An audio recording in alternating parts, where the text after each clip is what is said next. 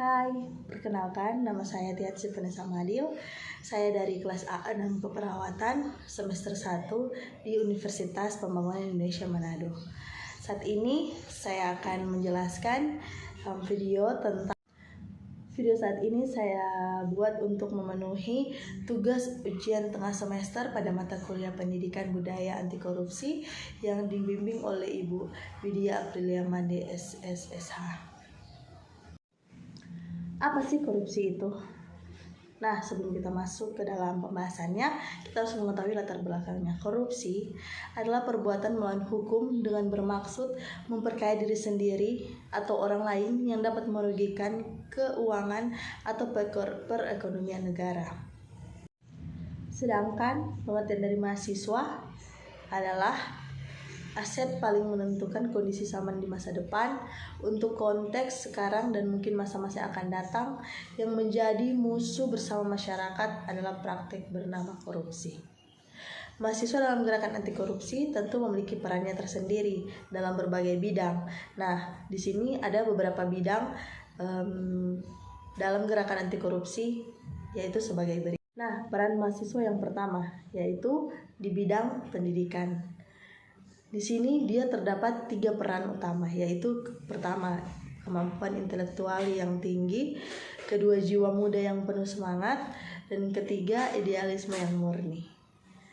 Dalam bidang yang pertama ini, apa sih upaya-upaya mahasiswa yang bisa dilakukan dalam gerakan anti korupsi? Yang pertama, menciptakan lingkungan kampus bebas dari korupsi. Nah, di sini mahasiswa harus memiliki kesadaran dalam diri. Contohnya, tidak terlambat ke kampus, menitipkan absen kepada teman kalau dia tidak masuk, atau memberikan uang suap kepada para pihak pengurus beasiswa, dan macam-macam tindakan lainnya yang seperti itu. Yang kedua, memberikan pendidikan kepada masyarakat bahaya melakukan korupsi. Nah, di sini harus ada sosialisasi kepada masyarakat bahwa jika kita melakukan korupsi itu ada konsekuensinya. Dan yang ketiga, menjadi alat pengontrol terhadap kebijakan pemerintah. Mahasiswa selain sebagai agen perubahan juga bertindak sebagai agen pengontrol dalam pemerintahan. Ada salah satu organisasi terkenal, organisasi profesional yang bergerak di bidang pemeriksaan atas kecurangan, dapat mempunyai tujuan untuk memberantas kecurangan yang berkedudukan di Amerika Serikat dan telah memiliki cabang di Indonesia, yaitu The Association of Certified Fraud Examiners. Nah, di sini dia mengklasifikasikan fraud atau kecurangan dalam beberapa klarifikasi, yaitu yang pertama, penyimpanan atas aset atau aset misappropriation. Ini dia meliputi penyalahgunaan, pencurian aset atau harta perusahaan atau pihak lain. Yang kedua, pernyataan palsu atau salah atau fraudulent statement. Ini meliputi tindakan yang dilakukan oleh pejabat atau eksekutif suatu perusahaan atau instansi pemerintah untuk menutupi kondisi keuangan yang sebenarnya dengan melakukan rekayasa keuangan. Dan yang ketiga, korupsi atau corruption.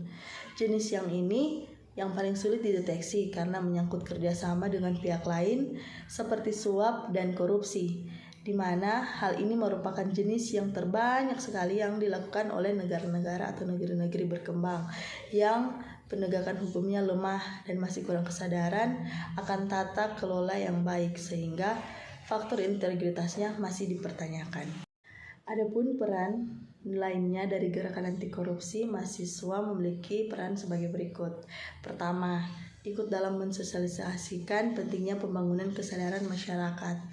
Yang kedua, melaporkan apabila menjumpai adanya fraud atau kecurangan. Dan yang ketiga, ikut mendeteksi adanya praktik fraud. Kita masuk yang kedua, yaitu bidang politik. Apa saja sih peran mahasiswa dalam gerakan anti korupsi di bidang ini? Yang pertama, moralitas. Sebagai generasi penerus bangsa, mahasiswa diharapkan memiliki kemampuan interpersonal yang lebih tinggi sehingga memiliki moral, rasa peduli, dan rasa bertanggung jawab untuk turut memajukan negara Indonesia dengan memberantas korupsi.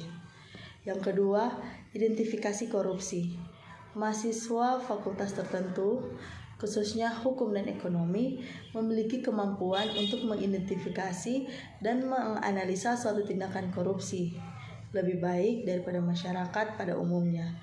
Mahasiswa memiliki pengetahuan mengenai standar-standar identifikasi dan analisis korupsi dari segi finansial maupun hukum. Dengan kemampuan ini, mahasiswa diharapkan dapat memperbaiki kualitas penegakan hukum di Indonesia. Yang ketiga, pelaporan. Seorang mahasiswa yang telah mengidentifikasikan adanya tindakan korupsi oleh suatu entitas cenderung berhasil melaporkan tindakan korupsi tersebut kepada pemerintahan karena mahasiswa dianggap memiliki suara yang lebih didengarkan oleh pemerintah dan mampu menekan pemerintah. Selain itu, mahasiswa cenderung lebih berani untuk melaporkan tindakan korupsi tersebut karena mereka memiliki pengetahuan akan prosedur dan langkah hukum untuk melaporkan satu tindakan korupsi. Dan yang terakhir, yang keempat, generasi masa depan.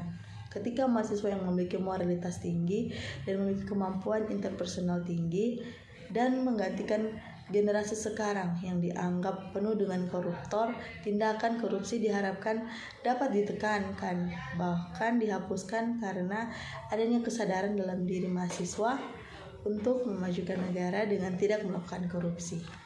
Kita masuk dalam bidang selanjutnya, yaitu yang ketiga, bidang ekonomi. Di sini, mahasiswa memiliki peran untuk mengatasi dan mengurangi tindak korupsi yang terjadi di Indonesia. Nah, peran-peran yang terdapat di dalam bidang ekonomi di sini ada 4 peran. Yang pertama, tidak menyalahgunakan kepercayaan dalam sebuah organisasi. Dalam hal ini, yang dimaksud adalah sebuah kewirausahaan di organisasi tersebut. Yang kedua, tidak memberikan suap kepada pengurus beasiswa di kampus. Yang ketiga, menuntut jaminan atau fasilitas terhadap biaya yang telah dibayarkan pada saat menjadi mahasiswa baru. Yang keempat, memiliki kesadaran untuk mengkritisi pejabat atau petinggi atau pemimpin sehingga menghindarkan terciptanya peluang korupsi pada petinggi tersebut. Yang keempat, bidang sosial budaya. Nah, di sini ada beberapa peran juga. Yang pertama, melakukan pressure dan mengawal kasus-kasus korupsi bersama masyarakat dan lembaga pemerintahan. Yang kedua, memberikan edukasi kepada masyarakat tentang masalah korupsi serta penyebabnya.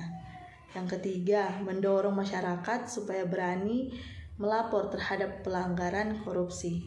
Yang keempat, mengontrol serta mengkritik kebijakan pemerintah yang memberikan peluang adanya tindak korupsi. Dan yang kelima, melakukan gerakan serta kerjasama terhadap lembaga pemerintah dan swasta untuk memerangi korupsi secara bidang kebudayaan, yaitu pertama, budaya sebagai panglima. Budaya adalah lapisan paling dasar dari sebuah sistem sosial.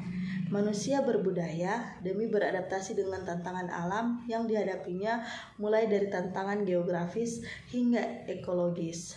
Yang kedua, merumuskan budaya anti korupsi. Untuk membentuk budaya anti korupsi asli Indonesia dibutuhkan kesepakatan dari para cendekiawan agama, tokoh politik, budayawan, dan sejarawan untuk duduk bersama merumuskan sebuah formula kebudayaan baru yang diambil dari nilai-nilai agama yang tersebar di seluruh Nusantara. Yang ketiga, peran mahasiswa. Dalam sejarah perjalanan bangsa Indonesia, tercatat bahwa mahasiswa mempunyai peranan yang sangat penting. Peran tersebut tercatat dalam peristiwa-peristiwa besar yang dimulai dari Kebangkitan Nasional tahun 1908, yaitu Sumpah Pemuda tahun 1928, Proklamasi Kemerdekaan NKRI tahun 1945. Dan yang keempat, gerakan kultural. Dalam gerakan ini, dia bertujuan untuk ada 3. Pertama, memberikan pemahaman tentang korupsi dan bentuk nyata anti korupsi di dalam kemahasiswaan. Yang kedua, menciptakan budaya anti korupsi sejak dini. Dan yang ketiga, membentuk karakter generasi anti korupsi. Berbeda dengan sebelumnya, gerakan kultural ini cenderung bersifat aktif sehingga gerakan yang dilakukan tidak bergantung terhadap isu yang ada. Ada beberapa model gerakan yang dapat dilakukan pada klasifikasi kultural. Di antaranya yaitu propaganda integritas akademik, Salah satu bentuk kecil korupsi adalah kecurangan akademik. Yang kedua, pemahaman korupsi dalam pemerintahan mahasiswa. Dalam hal ini, mahasiswa diberikan pemahaman tentang definisi korupsi secara luas dan bagaimana cara pencegahannya. Yang ketiga, propaganda anti korupsi mahasiswa. Nah, di sini diterapkan dengan memberikan sentuasi pada peran mahasiswa sebagai penerus kepemimpinan, bahwa sebagai generasi penerus yang mengharapkan kondisi negara yang bersih, maka mahasiswa harus mampu menjaga kebersihan perilakunya akan korupsi. Kita masuk ke dalam bidang teknologi. Di sini mahasiswa ada beberapa peran dalam bidang teknologi. Yang pertama, turut mengkritisi dan memberi masukan terhadap lembaga pemerintahan dengan menggunakan sosial media dengan baik. Sosial media yang makin banyak macamnya mempermudah masyarakat, terutama mahasiswa, dalam menyalurkan kritik dan saran yang membangun. Contohnya adalah mengkritik lembaga eksekutif maupun legislatif dalam mengambil keputusan yang berhubungan dengan perihal negara, seperti meninggalkan komentar pada setiap postingan namun diiringi dengan bahasa yang santun tanpa adanya provokasi atau ujaran kebencian. Yang kedua, menyalurkan bakat atau kemampuan yang berguna secara online untuk mendorong partisipasi masyarakat dalam gerakan anti korupsi.